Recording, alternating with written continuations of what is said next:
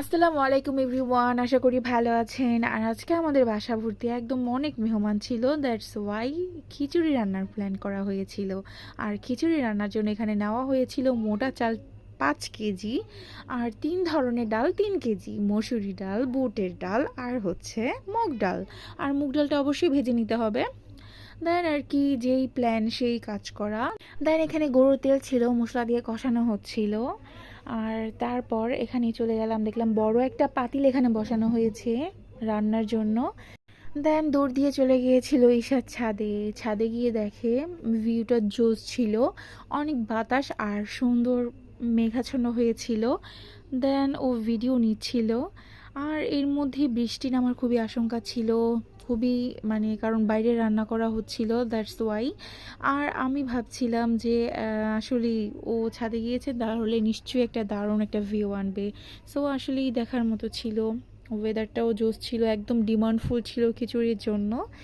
আর তাই ভিডিওটা পরে দেখার পর আমার খুবই ভালো লেগেছে। বৃষ্টিও ছেড়ে দিয়েছিল, বেশিক্ষণ থাকেনি, বৃষ্টি থেমে গিয়েছিল।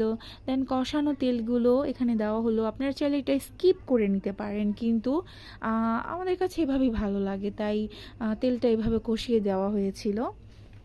অনেকের কাছে এটা ভালো নাও লাগতে পারে। সো আমি মাঝখান থেকে আসলাম, মাঝখান থেকে এসে আমি একটু ভাবলাম কাকিকে হেল্প করি। দেন আমার আরেকটা বড় আপু অ্যাড হলো আমার সাথে, আর নাড়া দিচ্ছিল একসাথেই। আর ও আমার দিকে কীভাবে ভয়ানকভাবে তাকিয়েছিল। আমি দেন ঢেকে দিলাম, ঢেকে দেওয়ার পরে আবার কাকি উঠিয়ে নিয়েছিল।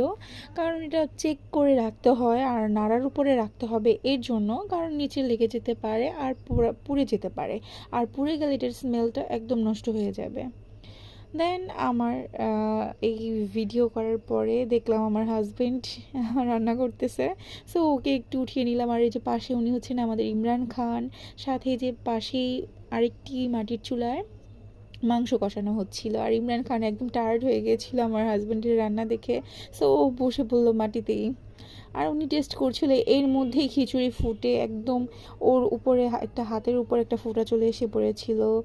দেন আর কি, এইদিকে আমার মেয়ে ক্লে নিয়ে এসেছিল। আর রান্না হওয়ার পরে ভিডিও নিতে ঠিক মনে ছিল না, বাট লাস্ট পর্যায়ে ভাবলাম একটু ভিডিও করে নিই। দেন আমরা একটু সন্ধ্যার দিকে চা খাইলাম।